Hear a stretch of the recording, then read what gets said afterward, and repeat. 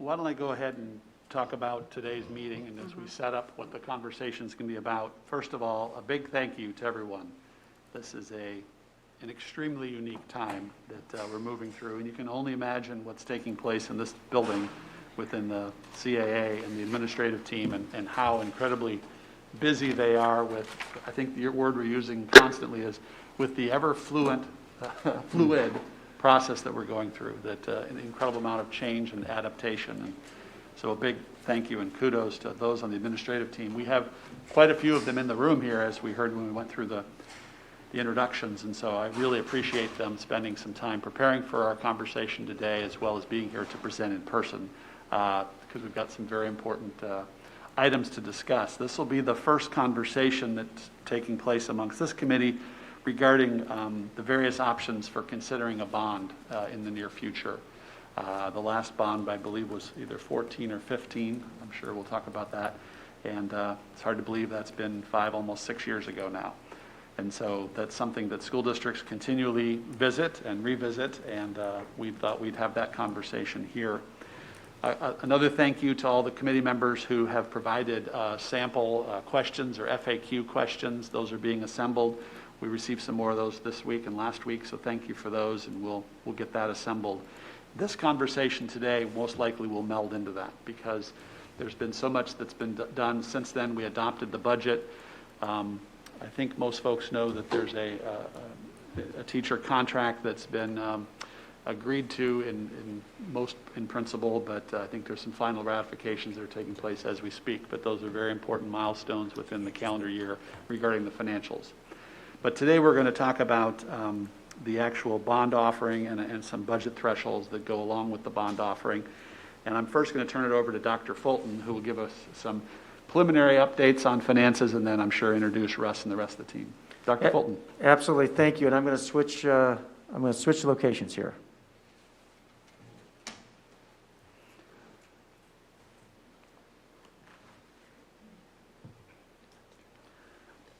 you interrupt me if I forget something? I forgot to ask you too. If you had something you wanted to add, so you just jump in. Okay. Well, it's great to be here today. We're going to. Basically, we want to take the committee through the same presentation that we did with the Board of Education on June 8th. Now, some of you, maybe all of you, have had an opportunity to see that presentation, but we thought it might be good to go back to some of those important ideas and then use that as a jumping off point to talk about concepts related to the operating fund, capital expenditures, and of course, our bonding capacity. So what I'm going to do right now is I'm going to go to a screen here, I hope.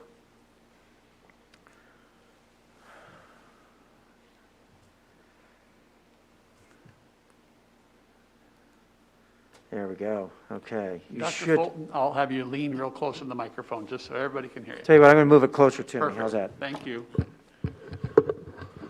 There we go. Okay, that's much Great. better. All right, now, all of the documentation that I'm going to refer to today is in Board Docs. That's the software that the Board of Education uses for their board meetings. You can go to our website, find the Board of Education, go to where the tab talks about board meetings, and then go to the June 8th board meeting, and that's what you're looking at on your screen. You'll see a section here that talks about a strategic plan update, and that's exactly what we did. We provided the board with a presentation, which I'm going to go through with you. But referenced in that presentation are a number of supporting documents. Past fiscal documents, some of which you've heard all about already from the April and May board meetings, a strategic plan update that we did in January, some work around our strategic plan, 3.11 professional development, 3.22, that was the 5 out of 7 study that came forward with some facts that we were then able to take and use to develop a strategy to get to 5 out of 7 for our secondary teachers. The SMSD enrollment study was also provided, along with an overview of our bond sorry, this really small print, our bond comprehensive facility needs. And then there are two options on what we might do on a potential bond issue that are also provided, option A and option B. But I'm going to go to this first document, and that's where we're going to spend our time.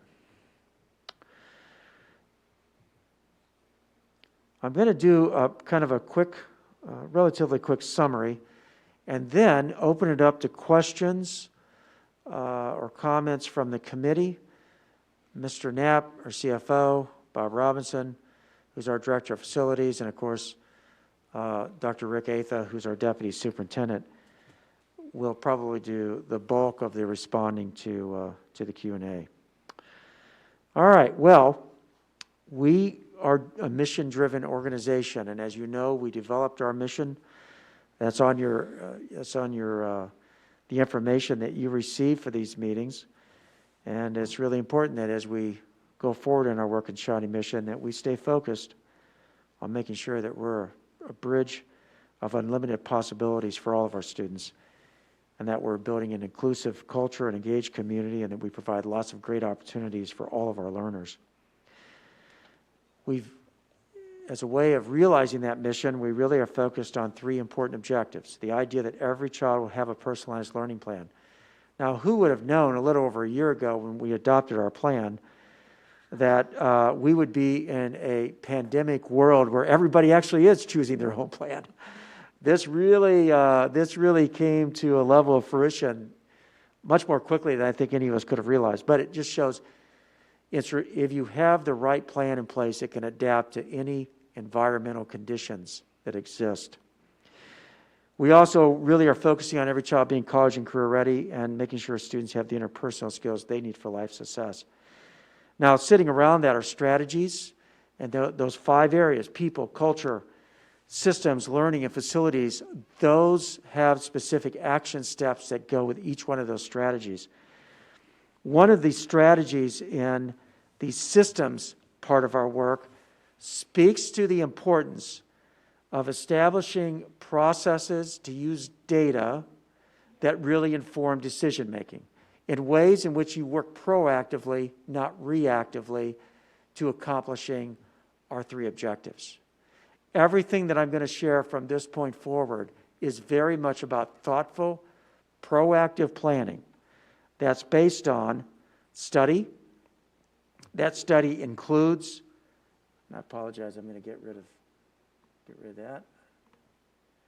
That study includes work on teacher planning and collaboration time. That was that study related to secondary workload. Our 2020 strategic plan bond initiative. You know, originally we were going to go after a bond in January of 2020. We delayed that so that we could get all of the rest of our study done that was needed to come up with a comprehensive long-term strategy related to the work that we want to achieve around these 3 objectives. And then finally, a lot of work around professional development.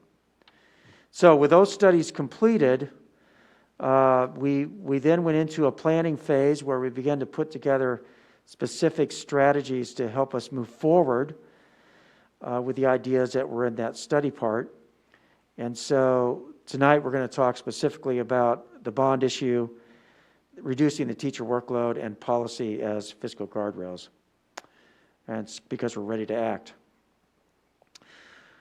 At the May 22nd Board of Education meeting, we identified a number of budget considerations. We know that we want to move high school and middle school teachers from teaching 5 periods to teaching 6 periods. As part of that work, inclusive of that work, is making sure that our special education teachers also have a workload of moving from 6 periods to 5 periods. And we laid out the cost for that. But we also identified a number of additional needs that we have not yet met, that we're going to need to go through and prioritize to determine how, and ask the question, how do we get to these needs if these are our priorities? So there's more. So although we're working on solving part of the problem, there's more work yet to do in the future. Now, as a reminder, in our operating fund, we use that for salaries and benefits, including any salary increases for every employee group. It also allows us to meet our daily operating expenses. We have to have good cash flow practices. The state recommends having between 10 to 15% available to address cash flow. Russ can talk about that later if you wish. And then also, if we want to add any additional cost into the system related to staff, it has to come out of the operating fund.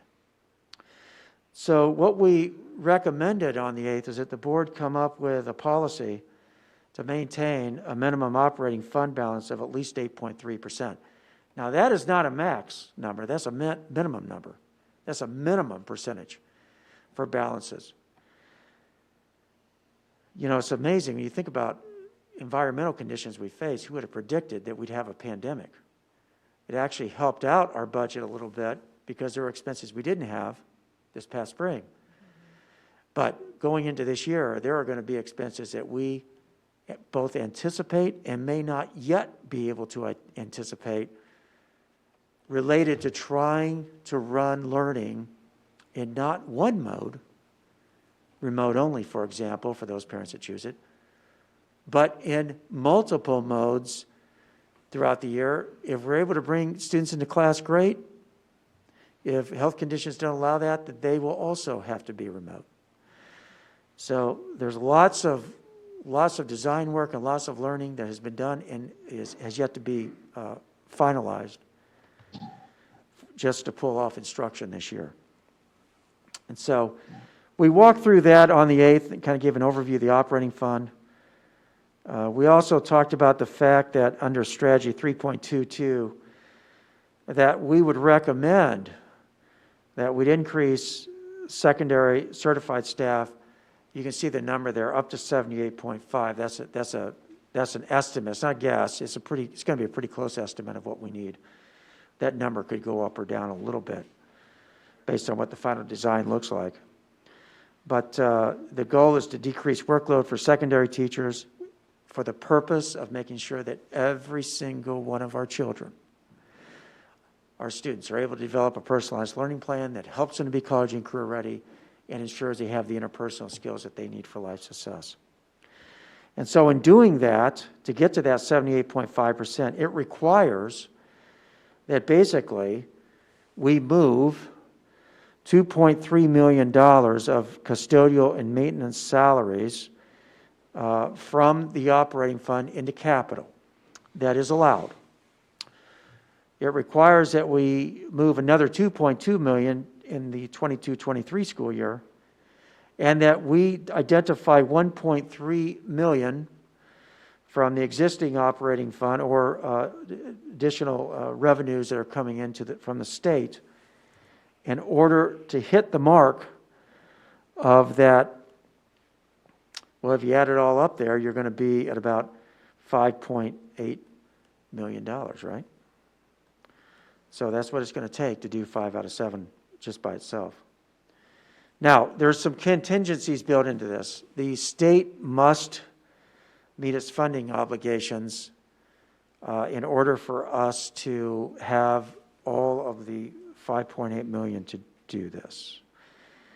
We also have to make sure that we have a thoughtful and long-range budgeting process so that we're looking at the resources that are available to us this year, next year, and subsequent years to make sure that we can meet these financial needs. It also assumes that we will pass a bond issue this coming year, and you'll see this in a minute, subsequent bond issues. And it will involve, by the way, addressing the current tax levy rate.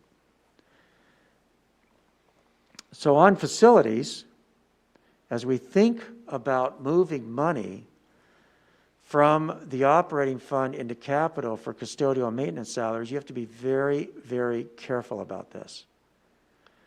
You have to look 5, 10, 15, 20 years out. Make sure you understand exactly what your capital needs are going to be, at least on the big ticket items. You have to recognize that once you make that shift, there's no going back. committed those funds. And so it's important that we keep enough money in capital to meet the needs that bond issues cannot meet. And so we are recommending a guardrail here that says that the board will adopt a hard cap of 25% expenditures for custodial maintenance salaries to be paid for out of capital outlay. It's very important that kind of behavior occur, not just now, but well into the future, if we're going to have adequate capital funds to meet all of our needs. Now, in terms of facilities, here's how capital is currently distributed.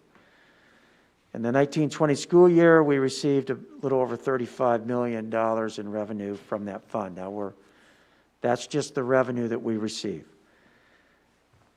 This coming year, you can see the distribution where maintenance gets about 36%, technology 12%, and so on. It's important to note that for 2021 and for 21-22, we still have existing bond payments that are being made for this facility, the Center for Academic Achievement, operations and maintenance, and Shawnee.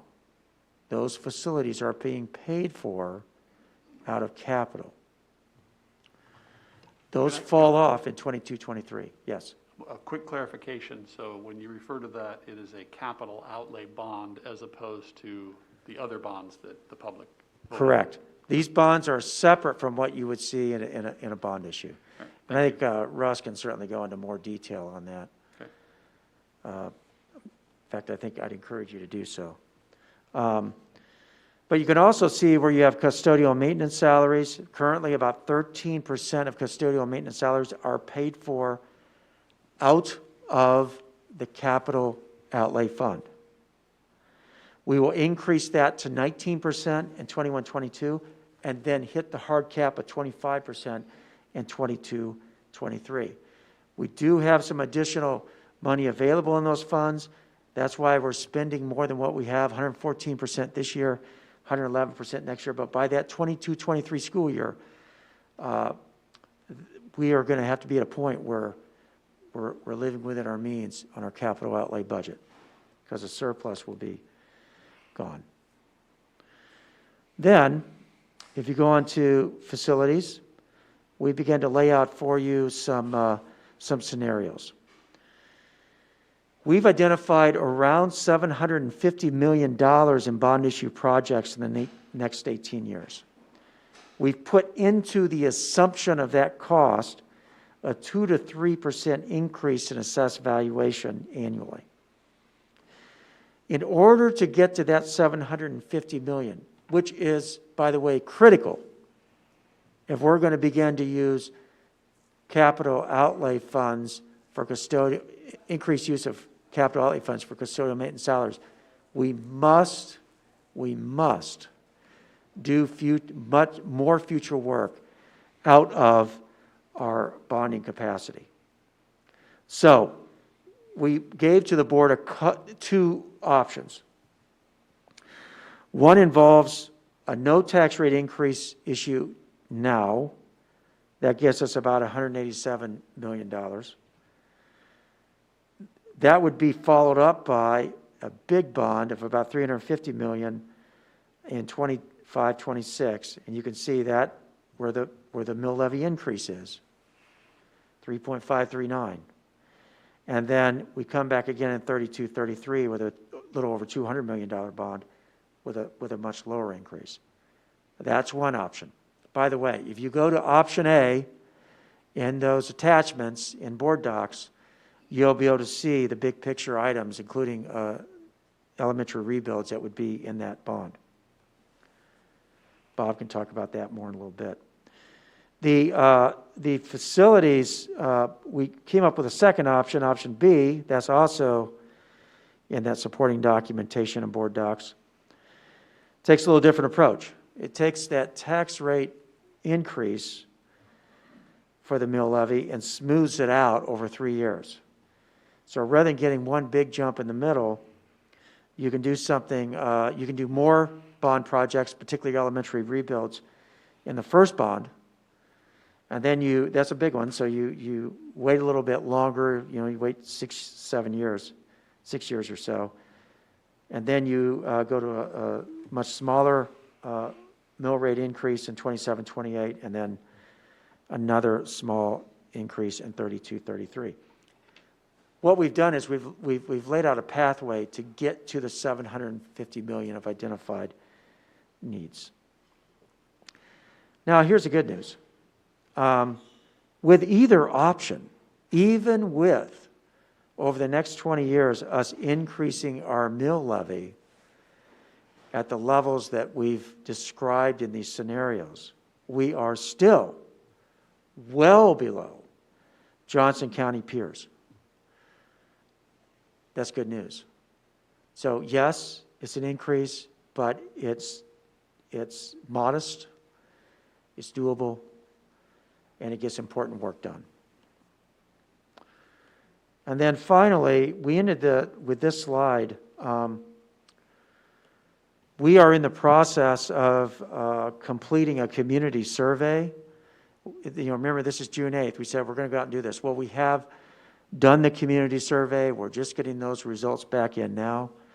We will be presenting that survey to the board at our next meeting on August 10th. I believe that's right. Now, originally, our plan was to get it to the board on the 27th of July. That was not possible because it takes a while to get all those phone calls made. But it's okay because we were not certain whether or not, if we took this to the board in early August or sometime in August, whether or not we would have the option of placing a bond issue on the November ballot or not. Turns out we can. And so the plan right now is to present the community survey to the board on this coming Monday. They'll get a chance to kind of look at that data. And then the board doesn't have to take any action even for a November bond issue until later in August. So that's the overview of that presentation.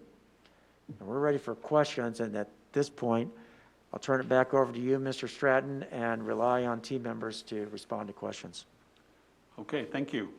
What I'll do is I'll turn to committee members, both on screen and in the room, and I'll try to jump back and forth and see if I can see everybody, if they could raise their hand and begin the conversation and questions. And as Dr. Fulton said, questions related to the presentation, and he also has his team of staff folks that would be able to help with a more in-depth question as well. So I'm watching here, and do I see any hands going up? Can I get the ball rolling on some of the finance here while I'm watching for hands? With the interest rates that have now come down quite substantially because of the situation with the COVID and the economy, how does that affect our current bonds that are yet to mature, as well as perhaps issuing new bonds? With interest rates low, combined with the fact that assessed valuations seem to be increasing as well. So those are two variables that play into some of the numbers that are presented here. But with interest rates at low and probably staying low, how does that affect the timing of issuing a bond as it relates to the expense of issuing a bond? For our existing bonds, it would make it more enticing to refinance. So those bonds have to be callable. So we still don't have, I think we're still 2 years out before we can call those bonds. So it would be, the market would be such that we could say we would have savings on the existing bonds to refinance those. And then new bonds, it would give the Stiefel Nicholas, who is our financial advisors, a better plan to market those bonds. So our coupon rates should be a little bit lower, which saves us interest, and they would be able to market those over in different allotments over 20-year periods. And am I safe in assuming that when we did the bonds as much as 6 years ago with various tranches is the word we used, but different offerings, weren't they also at almost record low interest rates? Yeah, they were at, we were in the 2 to 3% on average for those bonds. Okay. Yeah. Yeah. And the capital outlay, the difference between, Dr. Fulton mentioned earlier, we issued capital outlay general obligation bonds. And statute allows us to do those over a 5-year period. So we have to retire those with capital outlay funds, and they're only for 5 years. And we averaged 2% on those. So very cheap debt that you repay in 5 years, and you're able to build this building and a few other sites. And I'm going to keep the ball rolling unless I see hands here, and I'm jumping across screens. One of them was if Can I ask you a question? Go ahead. I'm sorry, I can't see. Go ahead. Is that Gary? Oh, sorry, Brad. I had to turn my camera off. I'm having bandwidth issues. Yeah, it's scary. I'm having bandwidth issue to turn my camera off. Sorry. Yes, go ahead. Thanks. I have can you guys hear me? Yes, we can. Okay, sorry. When we go to propose this bond to the community, are we going to offer the members of the community a menu of what this bond money is going to be spent on, or can you give us any indication what it's going to be? That's right. So I believe the question was, of the $750 million of items that have been identified, could we speak to maybe some of the specifics as to what some of those might be, and would that be offered up to the community at what point? Did I paraphrase that well enough?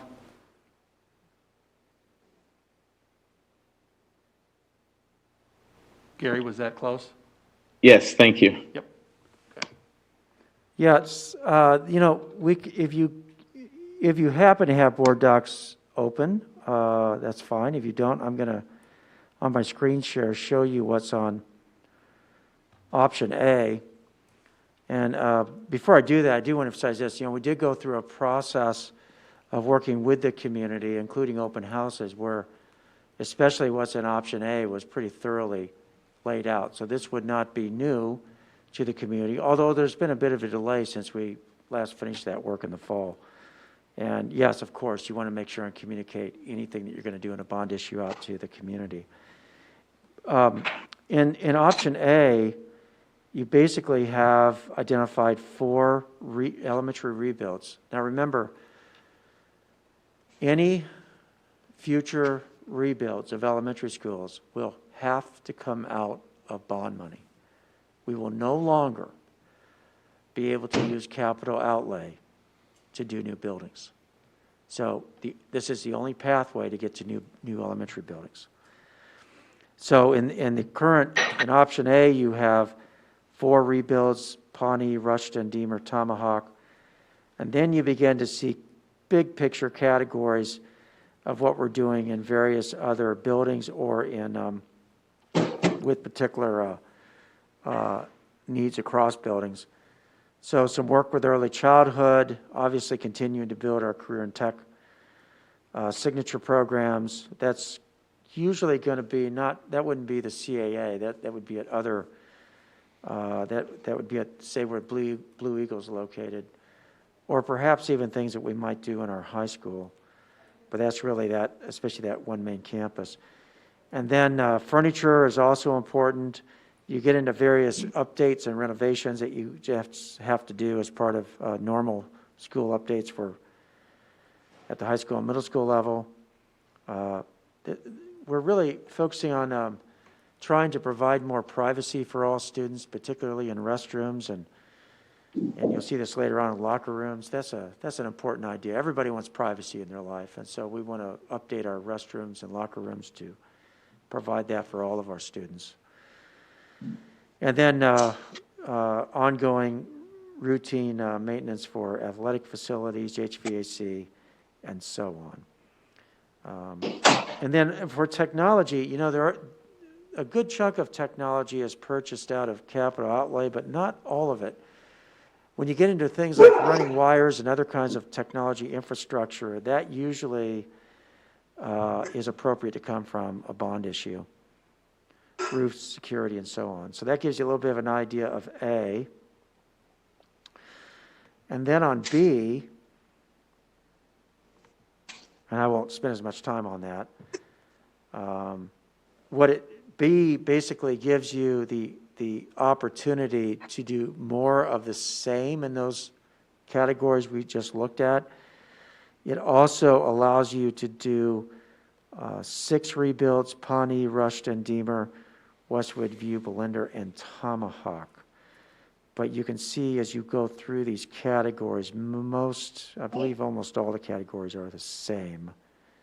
Although you do get into some turf field replacement in ways that wouldn't be possible in the first, in that option A bond issue. Does that answer the question?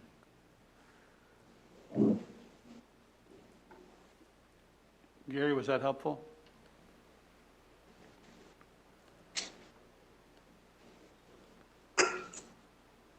I can see his mic is muted there. Yeah. Again, just to emphasize, Yeah, it was. Sorry. Was it? Okay, yeah. Thank you. It's just important. It's obviously very important people understand what they're voting on. So depending on what direction we end up going, it'd be important for them to have that information.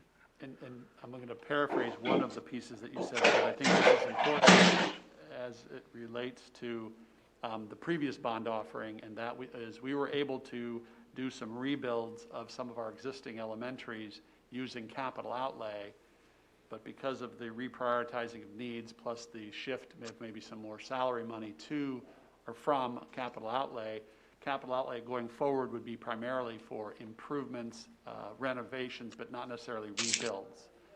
Is that safe, where we have to turn strictly to bond for any building rebuilds or new buildings? That's exactly right. Okay.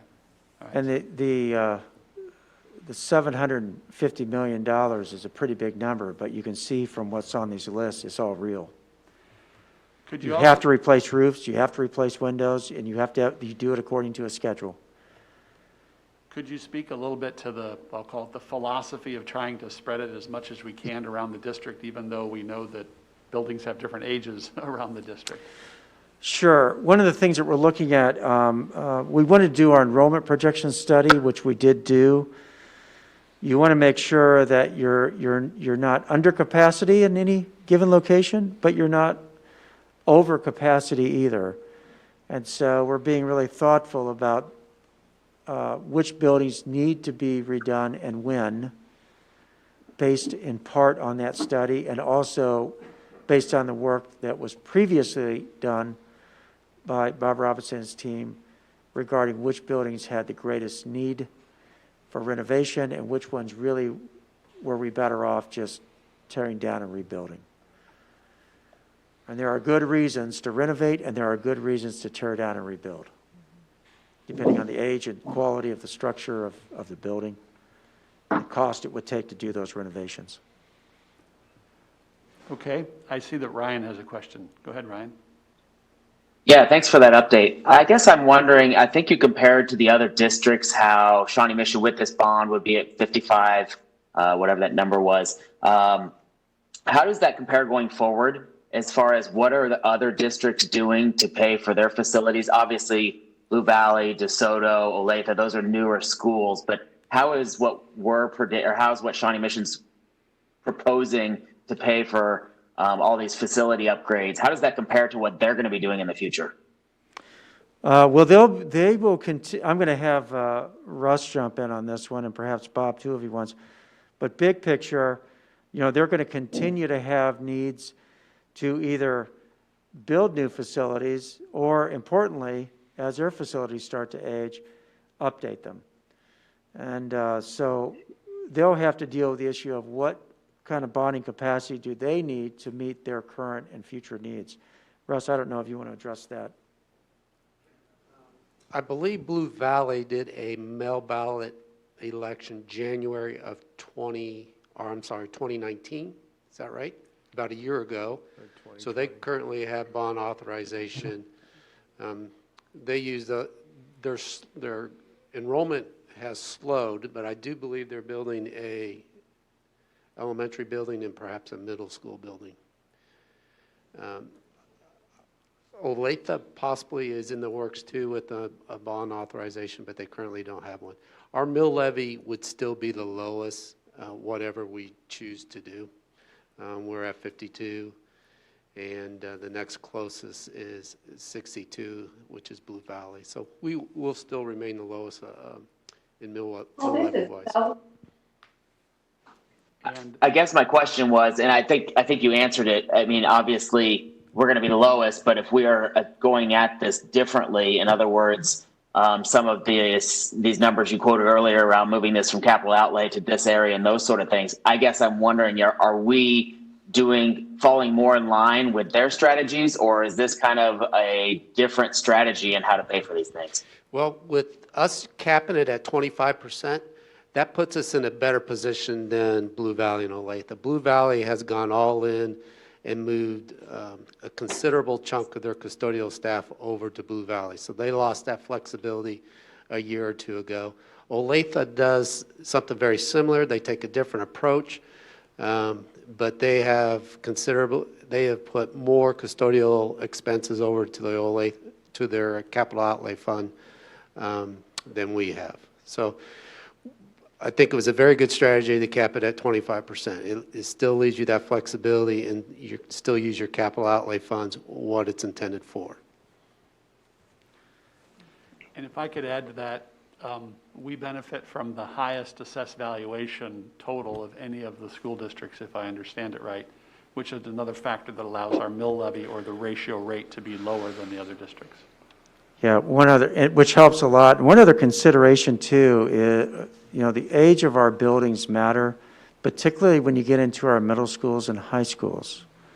They tend to have much newer facilities, which is, we have great facilities, but these older buildings just require a lot of care. And that's where the capital outlay fund becomes really important, because air conditioning is important in a bond issue, but it's even more important than capital outlay, because that's what repairs it when it goes down. So, you need to have both the capital outlay and bond working together to make sure that your facilities work in the way you need them to ensure learning. Go ahead, Chris.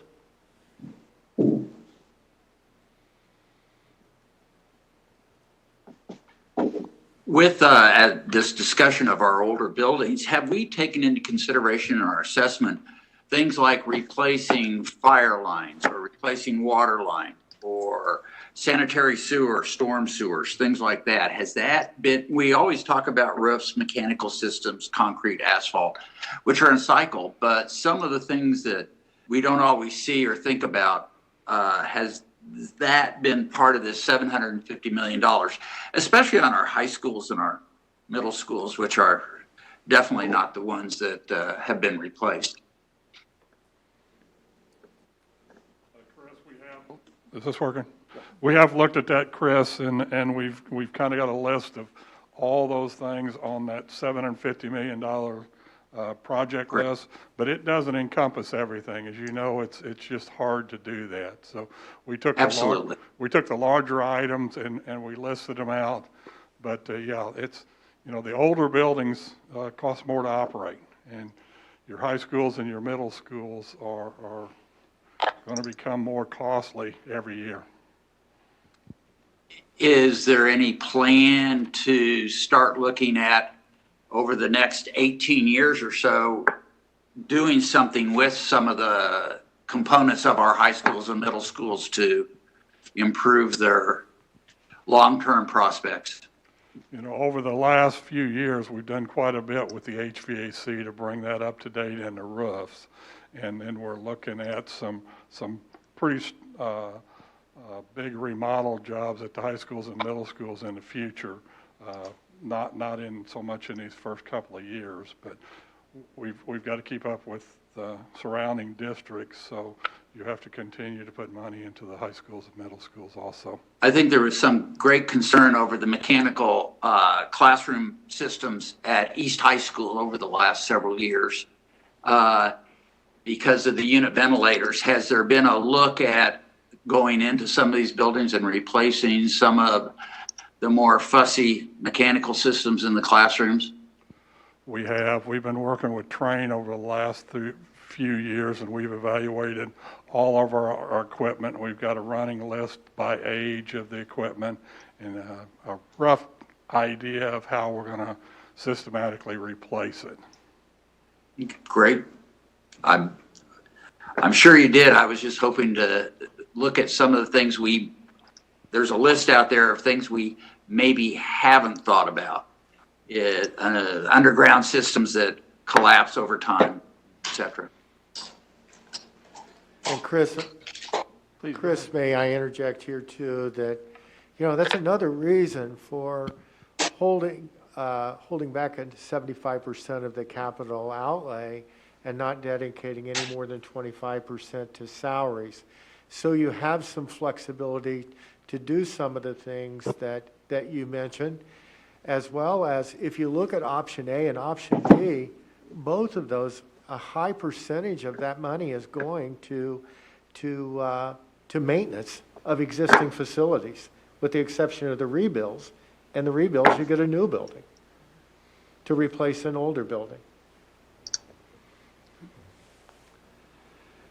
Other questions from committee members, and what I'll do is I'll put these into two segments. One is to maybe talk a little bit more about the specifics of potentially the types of projects or the types of areas that the money would be used to reinvest into the district. The other one that I'll want to segue to eventually is also, I'd like your perspective as committee members on the best ways to communicate this out to the public, the best way to have a timing, the best way for people to fully understand what was being asked of them. So let's finish up with the buildings first, and then I'll segue to that. Melissa, go ahead. Well, thank you, Brad. We may be about to talk about what I think we need to talk about. So if I'm ahead, just tell me we're going to get to it. Is there a process, a timeline? You mentioned presenting survey results to the board at the next meeting, but beyond that, to get on the November ballot, do we have a process that this community needs to know about? I think right now, our messaging stays pretty consistent with what we did at this June 8th meeting. Is we'll take that survey, present it to the board at this next meeting. We'll then take that data and begin to make some decisions about what the scope of the bond issue will be. Is it going to be a no tax rate increase? Is it going to be a tax rate increase? Is it going to be exactly like we've laid out or some modification thereof? And when are we going to do that? Are we going to do it in November, or are we going to do it in January? So I suspect here over the month of August, we're going to need to make some decisions about what next steps look like. We certainly Excuse me, hold on. Can we make sure everybody's muted? Because we hear some building projects going on in the background there. Thank you. We certainly have to decide by that end of August date if we're going to get on the November ballot. So There is a cost differential, right? If we are on November, I know the district will not have to pay for the election. Do you know the price tag of a January decision? we do, and I'm going to have Dr. Atha address that. Russ, you're exactly right. In November, there's not a cost to place a bond referendum on the ballot. In January, I believe the cost, Russ, I can't see here, but I believe it's about $250,000. Good guess. That is correct. But we could pay that out of bond proceeds if the bond passes. Yeah, I think it's important to know it will not be paid out of the general fund. Good. And then final question, I'll let you all give up the mic for a while. Shawnee Mission we are not subject to the process at the state level for approving whether or not we proceed with a bond proposal. Is that correct? That is correct. I'll have Mr. Knapp explain that. Yeah, that's correct. As long as we stay under the 14%, and both proposals that Dr. Fulton presented would keep us under 14%. So we would not have to go for approval from, I guess it's the Kansas State. The State Department of Education or Yep. the state board has to approve bond projects. Can you explain to folks what you mean by the 14%? In statute, there's a calculation, 14% based on your assessed valuation less your outstanding debt. Whatever that dollar amount is what you can issue up to that max. So 341 million that you saw is that max for us at the 14%. If you want to go above the 14%, now there is new statutes that came on the books a couple years ago that you have to go to the state and get approval. And it's pretty much like a ranking with all the other school districts in the state. Well, and there's a cap on how much Yeah. annually gets approved. So this is, That's right. that's important for our district, that we can operate without having to go through that process. Yeah, we talked about that quite a bit, and we absolutely felt it was important to keep things within our control. And this plan does that.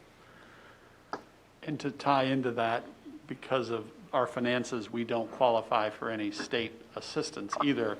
There are some bond offerings by districts because they qualify, they get some additional funding, but that would be another reason why we don't have to get the approval, if I understand it right, because we also don't qualify for the match. Right. And I want to qualify something. I said within our control. By our control, here's what I mean. It's within the control of our community to decide whether this is something we want or not. And that's a big advantage versus, say, the state telling you whether or not they're going to approve you doing this. Well, I know there are districts that have community buy-in, but they have to wait until the next year to be able to move forward because of the cap that exists. So That's right. it puts us in a better position to be flexible. So. Yep. Other questions from committee members? And I'm jumping across the screens here to look for hands.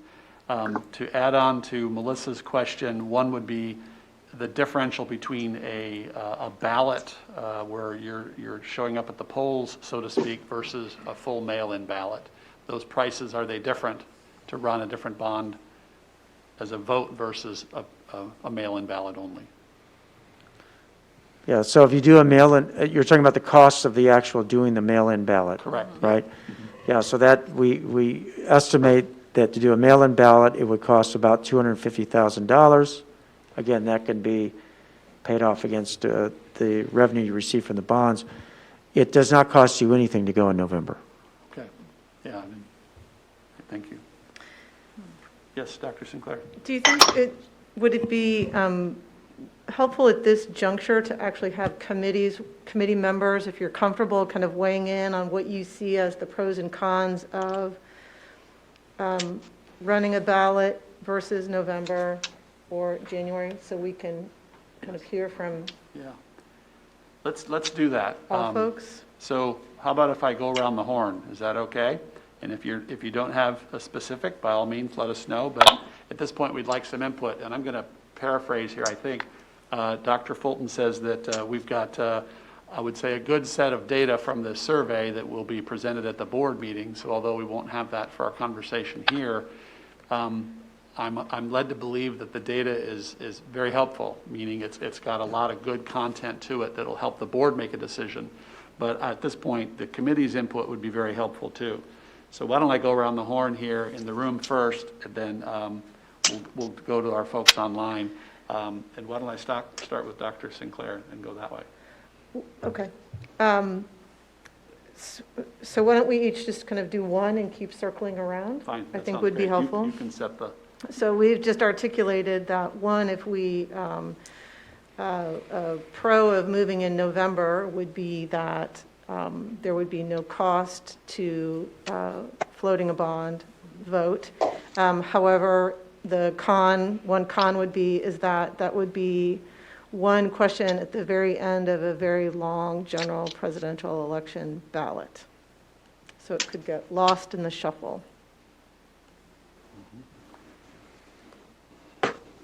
Great, thanks. Angie? I think the pro is that there is no cost. You know, that's something for everyone. And also, I think fiscally, although you said it's not going to come out of one budget, but it's still the cost. There's still a cost. To me, that cost to me would be better spent if we were able to keep whatever we can. And although it is, you know, like Dr. Sinclair had said, it could get lost in a shuffle. I think because of this election year is so critical, I think we're going to have record turnout. to where we might actually get more people voting and actually see that. I think if there is a con, it's just making sure it is put out as simplistic as possible, like we've seen, this is what we're going to see, this is what it's going to, this is why, and really give the options a fair explanation to everybody that might not understand the process, that thinks everything is in one bucket. I think that will really help to me having it on the ballot.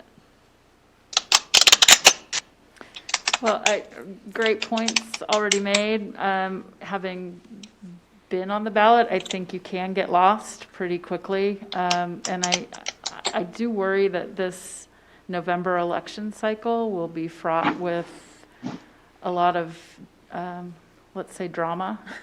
And so the upside of a standalone mail ballot in January would be, it gives us a little more time to message and work on communications. But yeah, I mean, to Angie's point, the idea that we could get on a ballot and not have the extra cost, I guess it helps ease my mind that it can be paid for out of bond proceeds and it's not a budget item out of our operating budget. But for me, the biggest concern is timing to share with the electorate what our plans are and make sure that people fully understand the importance of voting all the way down that ticket. Right. So. All right, thanks. We'll go to the folks on the screen here, and I'll just do it in the order that I can see. I can see Chris White. Go ahead. Yeah, conversations with some of my neighbors, they feel that the vote in November is going to be so partisan and that the school district, we have tried so hard not to be a partisan organization that I agree that it would be lost in drama if it were held in November. And I think the messaging being much clearer after the election would give the district more opportunity to share the information that they need to share to get it to pass. And I'm not as concerned about the cost of the mail-in ballot. I think you'll get greater participation with the mail-in over the maybe negative approach in November that some people might have to another tax. So I would prefer to see it personally, see it in January. Okay. Thank you. Ryan? I guess the one thing I think about just in the community I see and work with every day, a lot of people have concerns with unemployment, what coronavirus and all that stuff looks like. Trying to put a bond out there, and I completely agree with all the other comments about the political environment in November, but to try and add a bond when people have concerns of what their jobs look like, what they'll be doing in 6 months. There's no vaccine for this virus yet. I think with that, in addition to the comments about the political environment, come this election, I think January probably would be my choice or my vote or an option that I think would give us the highest likelihood for success. Okay. Thank you. Susan Metzger? There's pros and cons to both dates. I lean toward January, and here's why. And I know that cost is a perception, but we have the opportunity to speak into truth about what that cost is and how it's taken care of. Communication is everything. There is so much going on right now. There's a lot of drama with regard to this election. You have that, you have coronavirus, you have uncertainty, you have, to Ryan's point, concern about, do I even have a job?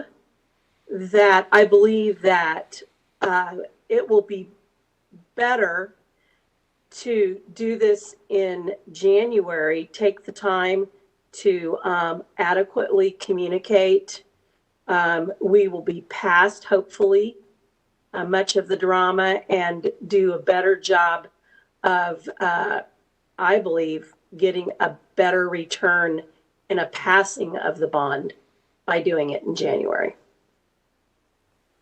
Thank you. And Gary?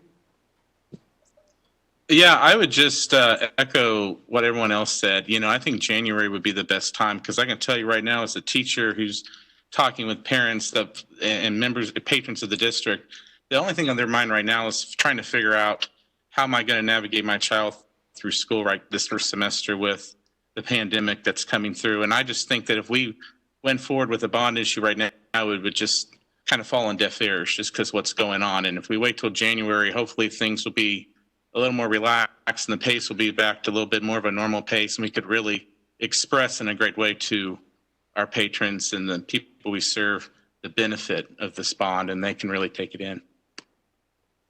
Thank you. Susan Lindahl?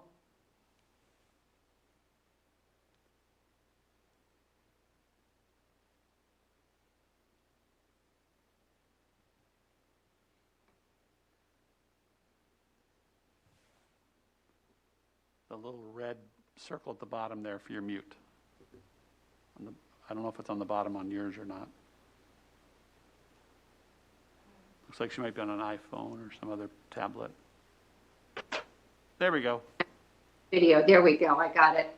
I'm on an iPad today, not on my computer, so I've had it kind of in low mode, but I would agree that January may be a better time as far as being able to communicate and not getting lost in the November election, although I think we'll more likely have a better opportunity to have additional votes without the cost if we go in November.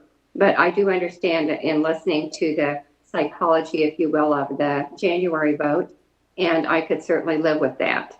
And so that is the thought that would be best for communicating. I think, again, one of the first things I heard was that we need to articulate very carefully what this is. And I think one of the things my friends have been asking me when I floated the idea of a bond is, how will this benefit teachers? You know, how will this benefit teachers who are being asked to do so much? And I think that's a very important question for us to be able to answer as we move forward with this bond, because it's a large amount of money, and at a time when people are out of work, and under stress, whether it's November or whether it's January, I think the psychology of the ask is of the utmost importance in moving this forward. So those are my thoughts. Thank you. And would the admin team like to talk about that specific as it relates to compensate or staff and workload? And I think we talked about it briefly, but tie that in, because ultimately we'll be looking best ways to communicate that. Brent, could I? Dr. Sinclair. Yeah, I would just actually invite committee members to think about this, because I think we've all raised some really important points to consider. And as we think about it, I think, Dr. Lindahl, as you started suggesting about this, the certainty of having funds to begin moving our staff in the secondary level from 6 to 7 to 5 to 7. So I think as we hear a little bit more details about that, I'd appreciate going back around, just thinking through that, if we need to think about messaging in order to secure that certainty of funding, assuming a bond were to pass. So as you listen, think about messaging or questions that might come up. Did Dr. Fulton want to speak to that first, and then we'll come back around? Only because I don't Sure. want to leave that one hanging there without being addressed. Sure. Just, very big picture, and the slides that were presented earlier really hit on this point. If we are going to move to 5 out of 7, this is our pathway there. We have to move money out of operating into capital outlay, and that's the only thing you're allowed to do there, custodial and maintenance salaries. Well, if we're going to take $2.3 million out of current operating costs and absorb that in capital outlay and then do another 2.2 million the next year. So it's 21, 22, 2.3 million, 22, 23, 2.2 million. It's absolutely critical that you pass this bond, because what you see in here is you basically are taking all of your capacity to pay for any kind of new facilities, which would primarily come out of these capital outlay bond payments. You've just taken that away. And so the way that you get to 5 out of 7 in a sustainable model and in a fiscally responsible way, and have the ability to address facility needs, including elementary rebuilds, the only path forward is through a bond issue. So it's critical that not only you pass the first bond issue, but you pass subsequent bond issues as well. That's why we laid out this 18-year look at $750 million. This is not a once-and-done deal. Does that answer the question? So when you vote for that bond issue, you are directly supporting the district's efforts to address needs that we know exist in terms of teacher workload. That is, it's kind of indirect, but that's how you get to that goal of supporting teachers. Okay, great, thank you. And then I'll turn to Melissa. So I want to punctuate that thought with, like, let's rephrase and make sure we understand. We will be getting increased aid from the state for general operating budget expenses, but we will not be getting an amount sufficient to move us from 6 periods to 5 periods, and the addition of FTEs that will require, and some of the other adjustments that we want to make to improve the workload situation for our teaching staff and classroom size and all of those good things that we've been talking about as part of the strategic plan and our goal for our staff.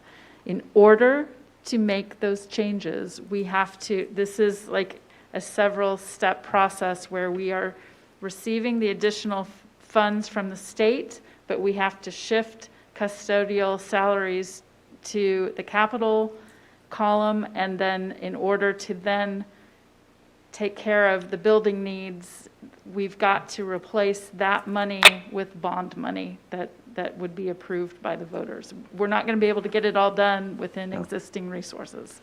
That's exactly right. And the scenario that we've laid out, as you can tell from this slide, really addresses moving from 6 periods to 5 periods. You still have a lot of needs.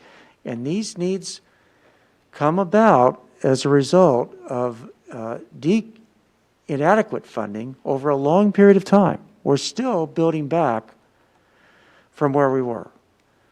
And we still have to determine how do we get some of these other needs met. It's $12.5 million worth of needs. We can get some of them. I don't know that we'll be able to get all of them. We have to be very honest with ourselves about that. But we can get some of these needs met by being thoughtful in the strategies that we use for a combination of operating funds, capital outlay funds, and our bonding capacity. So to circle back, and I see Chris's hand there, I believe. Hang on just a second. So what we thought we'd do is, to your point, Dr. Sinclair, is to circle back through the committee to see about, I'll call it messaging. And is that what you're asking about? Yeah. And I'll start with Chris, and we'll just do some of the ones online. Go ahead. Messaging and communicating. We are borrowing money for non-construction purposes, non-construction costs, i.e. janitorial services, custodial services, fees. What other non-construction costs are associated with this process other than borrowing money to pay for maintenance? Okay, so that's a really important point. We actually do not have to borrow money to pay for maintenance. We are paying, we receive that $34 million out of, for our capital outlay fund. Let me get to that slide. But the I think I passed it. 25% that we're shifting over a few years is going to be picked up by money from the bond. Is that correct? Well, the things let's use an example. Right now, in our bond payments, which we're taking out of capital outlay, that's paying for capital outlay bonds related to the Center for Academic Achievement, Operations and Maintenance Building, and Shawnee Elementary School. Now, Right. we were only able to do those projects because we could take that money out of capital outlay. By 22-23, in this plan, we zero out our capacity to any longer use capital outlay to pay off bonds. Now, replacing that are ongoing costs related to custodial and maintenance salaries. So we're not borrowing any money to pay for custodial and maintenance salaries. We're just saying we're going to pay for more of our custodial and maintenance salaries out of our capital outlay fund, and that money right now is being spent in our operating fund, so it frees up some money in the operating to focus on 5 out of 7. Rick? Gary, I'd like to add to this, just to maybe look at a little different look. Currently, in our operating fund, we pay about $4.5 million in maintenance salaries out of capital outlay. This plan, and currently, most all of our custodians are paid for out of operations. What we're doing is moving about another $4.5 million out of what we're normally paying for out of operations. We're now going to pay for those custodians out of capital outlay. Does that clarify it a little bit more? He waved his hand yes, I believe. Yeah. And in turn, that frees up that $4.5 million in operating to now be used For teachers. for teachers. That's right. Exactly right. That goes to support teachers and reducing their workload. I would also qualify that capital outlay is derived from the 8 mills assessed by the district routinely, Yes. right? Yes. So we are at the maximum allowed by state law. So we're not borrowing anything to pay for those things listed in the capital outlay budget. That is it. Perfect. We're paying as we go. That's right. We're staying within our capital outlay budget to do that. Chris, go ahead. I think that's important to share, that there are very few non-construction items that are covered by a bond issue. Non-investment items. Right, and you see that, you absolutely see that on that list. You're not looking at salaries. You're not looking even really at, you're not looking at anything other than construction costs or maintenance costs related to things like HVAC, roofs, and so on. Absolutely. No, I agree. I just think it's important that some people don't understand that component, that this is all invested back into the physical plant of the district. That's right. So, All right, we'll keep going through the committee members here. Again, asking about communications, messaging, what would be the most important items on the voters' minds as they consider the bond. Ryan, I'll turn to you. I guess just obviously being probably newer to all this bond stuff, I would guess that you would do some sort of town hall meeting, some sort of strategy, especially in the areas that those schools are going to be rebuilt. My guess is your turnout potentially would be higher in those communities, knowing that they would be getting a new school. So I'm just curious around what sort of strategies have been done in the past. And then again, I kind of echo what everyone else is saying, just continually giving the community repeated information, continually sent out on what the money will be spent on. So kind of the slide that Dr. Folden showed, in addition to the timetable on doing a lot of those things. So, you know, when you're asking for $750 million, is that over a 3-year period, 5-year period, 10-year period? I know you said you want to run another bond in 2022, 23. So just those things. So those would be the two pieces of information I have. Okay, thank you. Susan Metzger? Yes. So back to Dr. Lindahl's, and I apologize if I mispronounced your name, statement with regard to the classroom. Dr. Fulton, when we free up that money for the classroom, moving sections at the high school and middle school, the secondary area from 6 to 5, when we also add counselors and social workers, does that not also directly impact the classroom teacher, in essence, freeing them a bit because they have someone to come alongside them in the classroom with some of their students? That's a great question. I'm going to go back to the slide that has the identified needs on it. The strategy that we're laying out at this point only addresses moving the high school and middle school from 6 periods to 5 periods. It does not yet address how we're going to handle the need for additional high school or elementary counselors, social workers, and so on. There are a few things on this list that can be sourced with federal funding.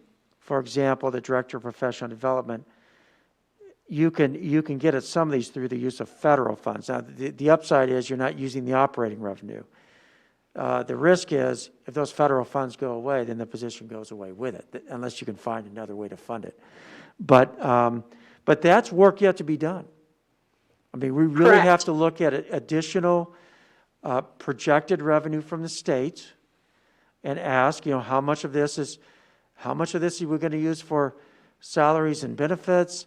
What might be possible to do in some of these other areas? Those are the decisions that school districts have to make. Correct. And my question was basically to lead you back into those highlighted areas. And looking forward was the whole purpose of that question. Right. Also, let me also recommend maybe a messaging thought with regard to putting this bond in January. It's a new year. Everyone wants to get out of 2020. Let's go into 2021 with some excitement for the future. That would be just one other thought that I had. But I agree. Looking at how we're going to move from 6 periods to 5 periods in the secondary is very excellent for our teachers. That's all. No, that's great. Thank you. And let's see here. I'm skipping across. Gary.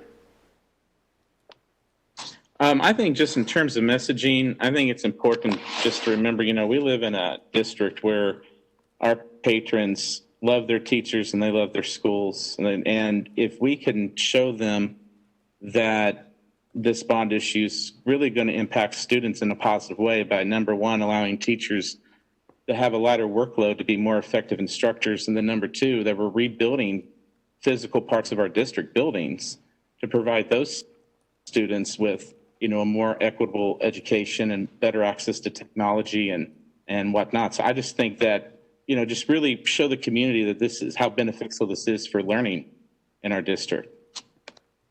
If I may comment on that, having taught in both models, one where, you have 5 periods and the other one where you have 6, the real advantage of giving teachers some additional time here is so that they can work with students. Especially when we talk about developing personalized learning plans, making sure everybody's college and career ready. This begins to set up an environment where we can do a better job of connecting to every child. And that, at the end of the day, is our purpose for existing.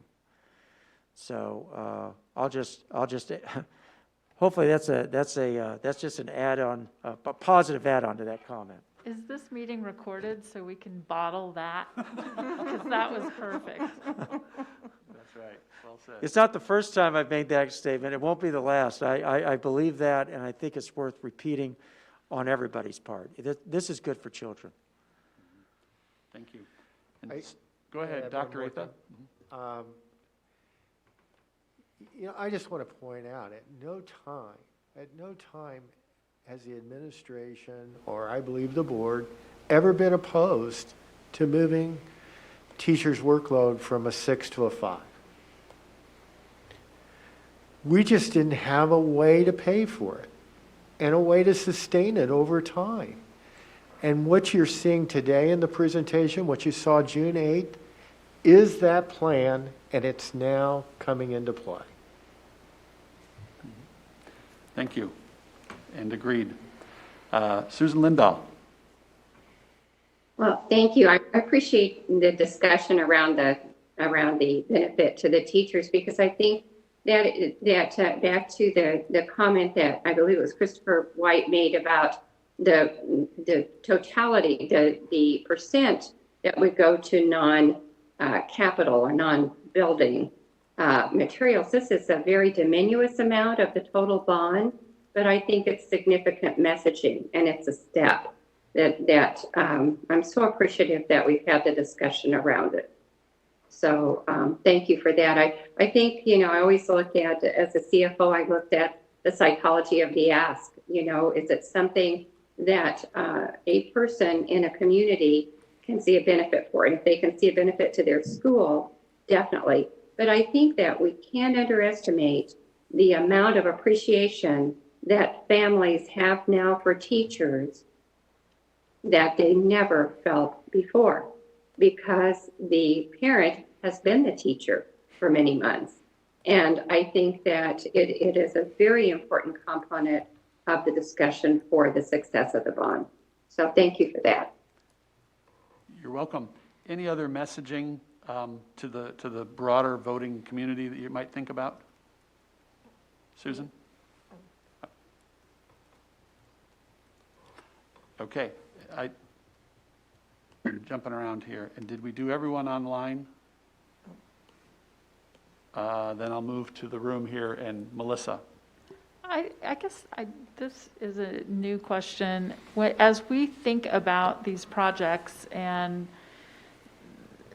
even future maintenance work on existing HVAC systems, I presume and hope thought is being given to safer models to make sure the air is getting cleaned and sanitized the way we need it to be under current pandemic and moving forward. So is that factored into these plans already? It's factoring into daily conversations. I can assure you of that.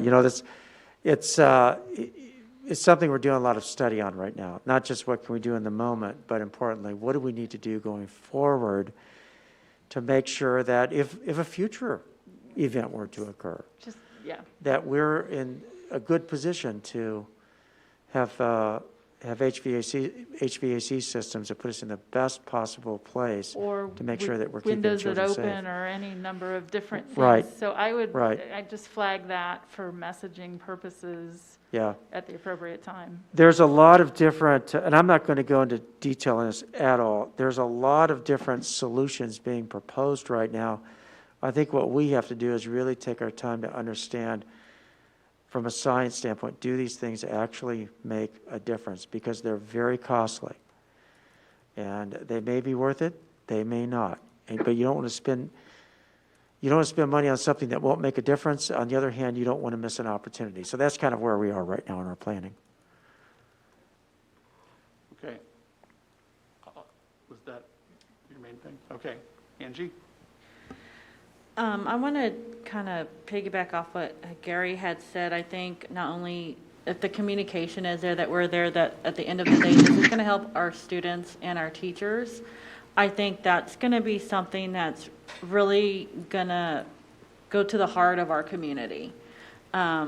There always seems to be drama no matter what school board or school district is going through, plus the uncertainty of what's going to happen because so many teachers are questioning their safety, parents are doing their kids' safety and their safety, and all of these unknowns. It changes so much. that simplicity is probably the best, is saying, okay, these are the options because this is what's going to happen with that. Our teachers need that extra time. And them being able to do that is going to give them the capacity to also help every single student. I know I have a special education student who's regressed, so there's going to be, I know, extra time with her. And some of the other children that I know and I see that parents have a lot of concerns of. And with all of the unknowns of this school year as a parent, you know we've talked about some of the new technologies, atomizers, UV lights, and all these things that scrub ozones and air and everything like that. It is costly. But also the questions I hear from the teachers, you know, what's going to happen to our jobs? What's going to happen to my time? They miss our kids. And this getting done is imperative for our school district and our kids, but it's also, I think, letting our community know we're there for them. It's not just about brick and mortar. It's about what we're doing for the future to make sure we're setting a precedence of what's going to happen, because again, next year, 2021, hopefully there's not another something, you know, and we don't even know what's going to happen in 2 months. And it's every day. But working with that and looking at the options, seeing what is going to be best for the community, for the options that we give. Looking at the options, I don't know if we're ahead. I personally like option 2 only because it evens things out. I'm just looking at it like by running my business, bigger ticket items at a so soon of a year, you know, coming up, it can, we don't know yet. But evening things out, we're able to plan a little bit better should things get cut or we don't know what's going to happen. Because depending on what happens November anyway, so much can happen. So I think that the communication with the parents, I've loved the way the videos have been going. I love all of the surveys. I've been in this district for 10 years, still kind of new, and I've never seen so much communication as I have in the past like 5 months. And since we started doing strategic planning, and I think that is phenomenal because I'm seeing it shared everywhere, and even I'm getting the messages and the emails and everything. It's great. And I think something like that to let people know, keep it in their mind, because people are thinking about so many other things. And I think it's imperative that we keep that going. Thank you. Dr. Sinclair. Could I ask, just for a point of clarification, because I'm also kind of keeping running notes and thoughts. Did I understand that you were almost elaborating on kind of the bond options, not even really thinking about whether we're talking about a November or January, but just even looking at the difference between bond option A and B? I think it's B that even, so you have a more even distribution of mill levy increase over the 3 lives of the bonds, piecing together the total, $750 million projected projects. Okay. Just want to make sure I understood that. I do have another question. How are we doing on time? I think we're doing fine, and you and I are the last 2 to offer up some thoughts on messaging. Okay, so since we have this group, I really want to trying to take advantage of this. I'm kind of laying out a table of pros and cons for January and November, and the other one, I think it would be helpful, maybe just one more pass if anyone has some thoughts about. I'm thinking about the issue of certainty, and if the issue of certainty about allowing, Angie, as you mentioned, to provide that support for our teachers and our parents to know that a bond passes, we have the commitment to be able to continue moving to that, or to move to that 5 of 7. Knowing that in November, I think makes a big difference, going with the earlier balloting timeframe. So to provide certainty, we would need to move, I think, sooner rather than later. It's, I guess, degrees of certainty. But the whole planning piece, I think, plays a little bit differently. We have this cost piece then too, and so we have a very cost-conscious community. Can we really I mean, is that something we want to spend $250,000 on a mail-in ballot when that could go towards, as you, Angie, I think also mentioned too, that could be a playground or some other kind of piece of our bond proposal. So my very long-winded preamble there is to say, can we maybe think about the cost of doing a mail-in? Does anybody have any additional thoughts or concerns about that in terms of messaging? Is that a barrier you think we could overcome? If November, again, Angie, I love your question, seems to be the better recommendation for teachers and students, you know, for our families, for our parents, our students, and for our staff. So I'll layer in my suggestions as an answer to that. How about that? The pieces that I put down as far as messaging would be making sure we're always cognizant of credibility and accountability. And so those are two pieces that are lenses that I look through to make sure that as we communicate and we ask the voters, patrons of this district to support a new bond, I want to make sure that it's seen as fully credible and fully accountable. And to that end, I want to make sure it's done right as best we can with the right timing. I don't know that the average voter knows the cost of the bond. I think that's very, I mean, the vote. I think that's very, very rare that $250,000 number is actually known. Hey, Brad, you're kind of cutting in and out. I'm not hearing you very well. Sorry. I'll lean in. I'm sorry. I drifted away from the mic. Thank you. Thank you. I don't know that the average voter necessarily would be fully engaged in the 250 number. I'm not discounting at all by saying that.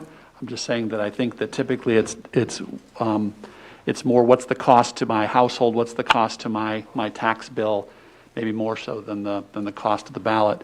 The other piece that I'm going to share a personal thought in, and that is that when it comes to credibility and accountability, I want to make sure that it's not perceived as us trying to slide something through. So by sometimes, if it's added to this extremely lengthy ballot in November, I'd be concerned that there might be a perception that it slid through. It was an attempt to slide something through. But again, if we communicate it really well, then I wouldn't be concerned about that. But that would be, so that goes to my credibility and accountability.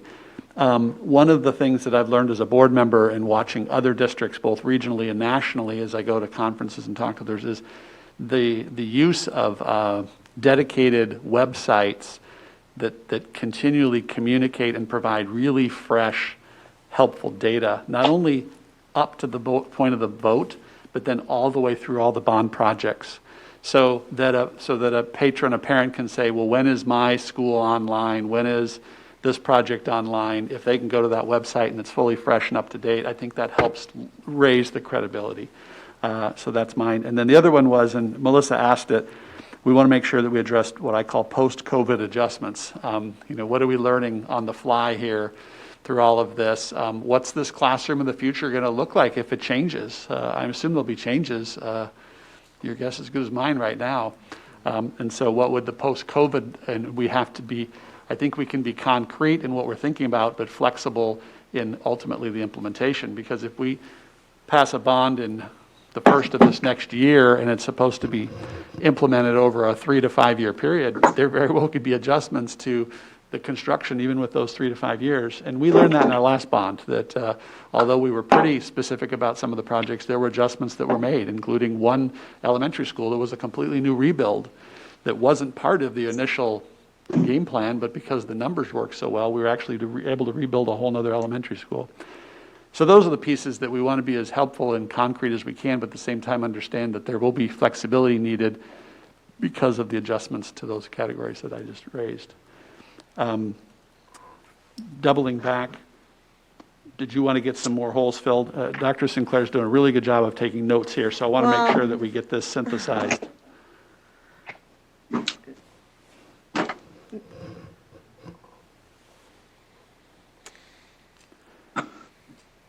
Brad? Yes, Chris, go ahead.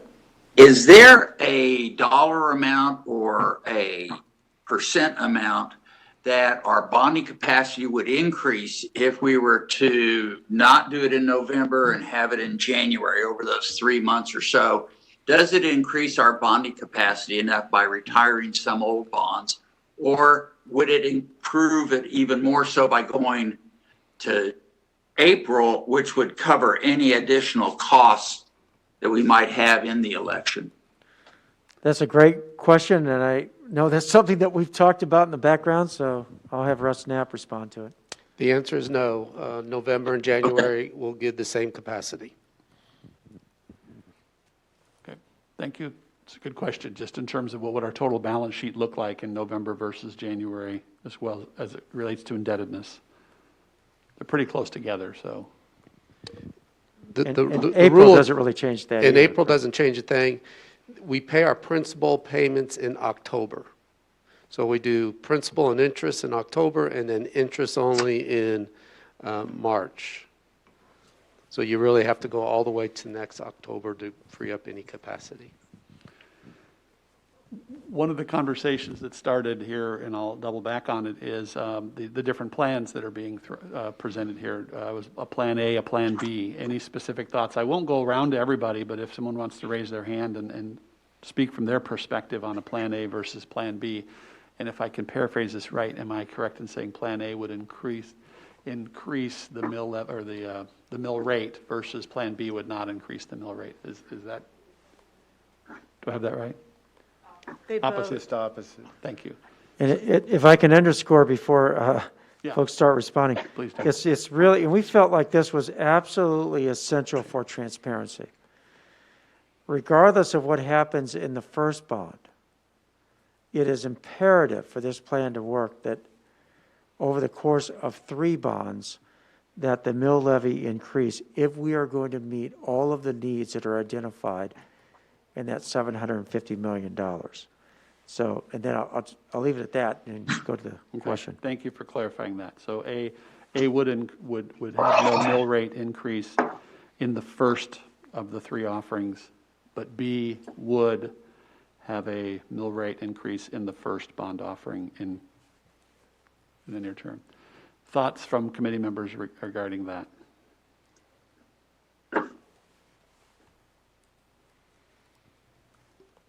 Yes, Melissa. What I'm noticing is that there is a difference in, it goes back, I think, to certainty. In Plan A, the second bond question would be put in, we would need 2025. So I don't know if that year or 2024 would be the year that it goes, or would we be voting on this as one? It would be 3 different votes, or one vote with these 3 points along the way? That is a great question. When we go out for the bond in 2021, it will, for example, in option A, it will only be for that 187 million.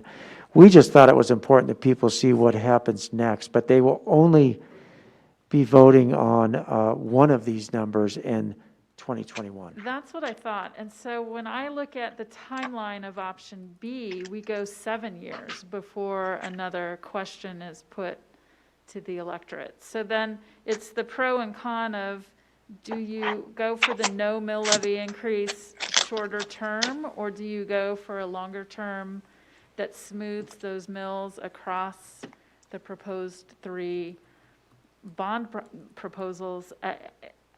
And I think that's where you're pulling, probably, hopefully will shed some light on what the tolerance in the community is. But provided we're getting a supportive response, I think there might be value in a longer time frame with the bigger upfront set of projects.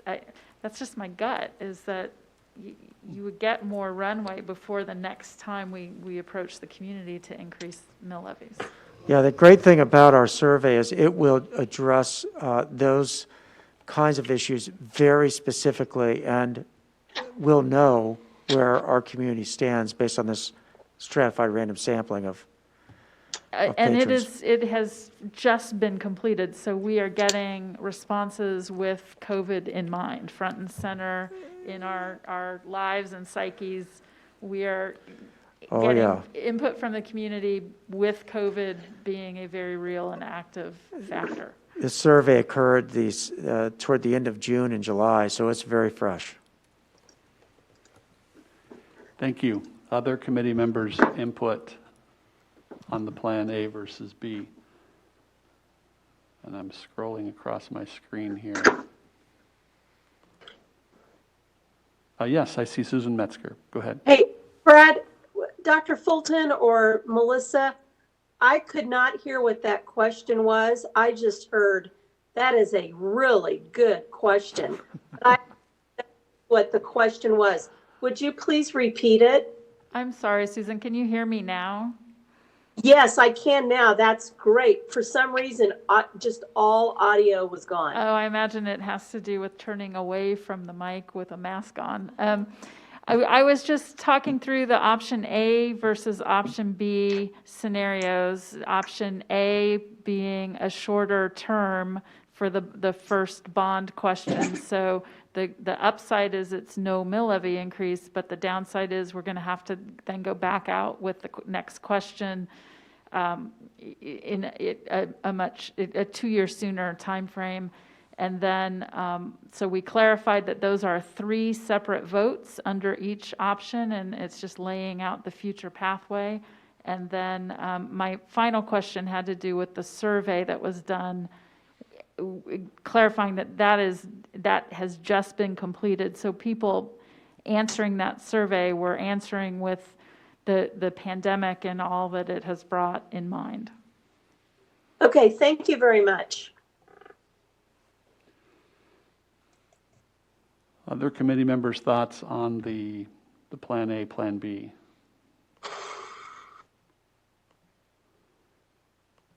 And I'm scrolling across and don't see any hands here or there. Well, thank you for all of this input. I hope this is very helpful to not only your understanding of this consideration that the board will have before it, but equally continue to provide input that you might think about at a later point to send to us. Thank you, Dr. Sinclair, for keeping track of all the notes on this. This will be very helpful. Included in this conversation, it was all layered together, and I think that's what makes this so helpful, is everything from the general operating expenses that we'll be able to try to satisfy some of the long-term needs when it relates to some of the compensation and workload and other things, as well as the physical needs. Brad, can you speak into your mic, please? Because we can't hear you. Thank you. I know these masks are horrible. And the other part is the physical needs of the district as well. But one of the things that we're also talking about is some philosophical changes. And some of them were alluded to today. The board has not taken official action on these philosophical changes and ultimately some policy changes. And I did want to just go and ask a little bit of input around the idea that we're working towards a 25% cap on the use of capital funds for these maintenance salaries, as well as the 8.3 on cash reserves. I wanted to see if any committee members had input on either of those, because the board will be taking those up as an actual consideration for adoption in the near term. Both the philosophical move of keeping a cap of 25% of capital outlay for expenditures regarding salary, as well as keeping at least 8.3 equates to 1 month's cash reserves on balance at all times. I see some nods. And I'm looking through here. Thoughts, questions? Does it all play into the conversation as one piece, that one is important to make sure that the other one happens? Anyone want to offer thoughts on that? Brad? Yes, go ahead, Chris. The 8.3% minimum is, I think, a very good thing, and it's always good to have at least a 10% contingency, whatever you do. And but the non-reversible aspect of the transfer of funds to the custodial to capital outlay being non-reversible, it can't change in the future, makes me a little bit nervous, because what happens if we need that capital money for something else? Okay, thank you. Is there anybody from the staff team that would like to respond to that one? I'll respond, and then I'll have Russ Knapp respond as well. But the reality is this: once you've made that commitment, there would be really no way financially to go back to where you were. You'd have to take that money and put it back into the operating fund. Well, that's not going to be realistic. So that's why we say you really can't, it's not reversible. That is a pragmatic statement. And Mr. Knapp, do you want to add to that? And then to take it the next step further, Chris, is that if something does come up in capital, you have limited resources there, and something else would have to be sacrificed to pay for that. And most likely not salaries, because you're committed to those salaries. So it's going to come out of, I look at Bob, it's going to come out of Bob's cycle projects. A roof won't get done, a parking lot won't get repaved. And that's where you want to be careful. My feeling is you don't want to hand off to future generations that your problems that you're not willing to deal with today. We have a responsibility to hand off to future generations a fiscally responsible plan. And so when we were working with this, we thought, how do we solve today's problems by developing long-term solutions that doesn't hamper future boards, future communities, future facility advisory boards on identifying solutions that work for Shawnee Mission. And so I think as we go into this work, we just have to really keep our eyes wide open and make sure that we're doing the right thing, not just for today, but for the future as well. Okay. Dr. Sinclair.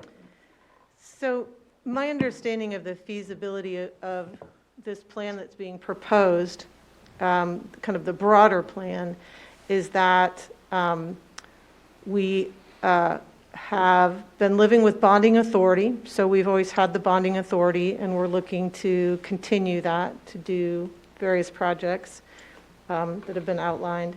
And that we've also been living with capital outlay budget that has about $4.5 million, well, has some money being dedicated, obligated to paying the capital outlay bonds. So how long has that money been going towards the capital outlay bonds? For the last 5 years or something like that? Is that correct? For Shawnee and for the CAA? Yeah, that's correct. We've been at about 5 years paying off debt, and we have 2 more years to go. Okay. So we would continue then to kind of move forward with those kinds of allocation of funding with this new proposal. We would be recommitting those obligated funds to the salaries for our custodial staff, or a portion of those to the custodial staff, but putting a cap on it so we do have that flexibility in case something were to come up that we hadn't planned for in our bonding projects. Or we just have a particularly bad run on ongoing maintenance costs. You can have some major things happen in 1 year that you couldn't anticipate. You have to make sure that you have enough money to repair things. It's funny. When it's hot outside, people don't like it when their air conditioning doesn't work. Sure. Or when it's cold, those furnaces better work, or boilers. So, older buildings, that's going to happen. So you have to have enough money to make sure and fix them.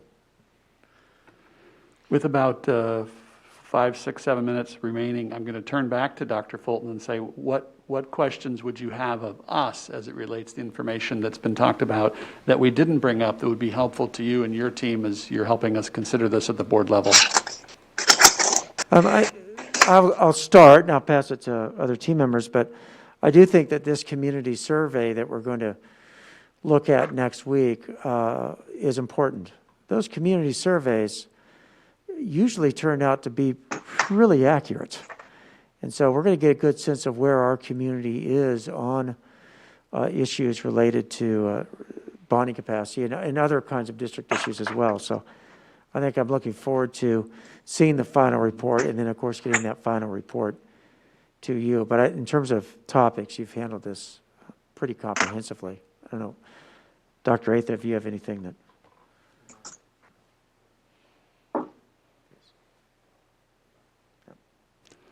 All right. Well, thank you all. This has been a very helpful conversation to the district team, certainly to the board as we continue to look at the decisions ahead. As you can tell, here we are at the beginning of August, and the timeline is going to accelerate pretty quick here as we move through some pretty important decision making. I can't say it enough. Thank you to the administrative team, Dr. Fulton, and your entire team for spending this much time with us in the middle of a lot. I'll just put it that way. There's an incredible amount going on, and we appreciate this time, but I think this is a very important decision that will be before the public in the near term for the future of Shawnee Mission. Any other things, Dr. Sinclair, that you can think of? At the very end, we talk about setting the next meeting date. I'll ask the grace of the committee that we be flexible here. We'll give you as much advance notice as possible, but based on the August meeting and some of the things that we'll be considering at the August meeting, that might then dictate when the next meeting of our finance committee might be helpful. So certainly later on in this semester, but we'll be in touch as we go. Anything else? Thank you all for those that are able to participate. It's great to have the entire committee here on a Monday with so much going on. Thank you for those that are able to be both online and in person. And to that, we are adjourned. Brad, I tried to get onto board docs, and I am not allowed. I'm not a secured computer. Do you know how I might be able to do that? Terry Wintering give a little conversation offline on that one. How about that? There's the public version and there's the private version, and so we'll help you navigate that one. I think it is private information or public information, so you should be able to access it through. Brad, I've tried to get onto board docs. We'll go ahead and do that off, Chris. We'll get that offline for you. On the website. We'll get that offline for you. Chris, we'll get that offline for you. With that, we're going to adjourn, and then we'll help you out with that. He can't hear us. Thank you. Thank you all. We're adjourned.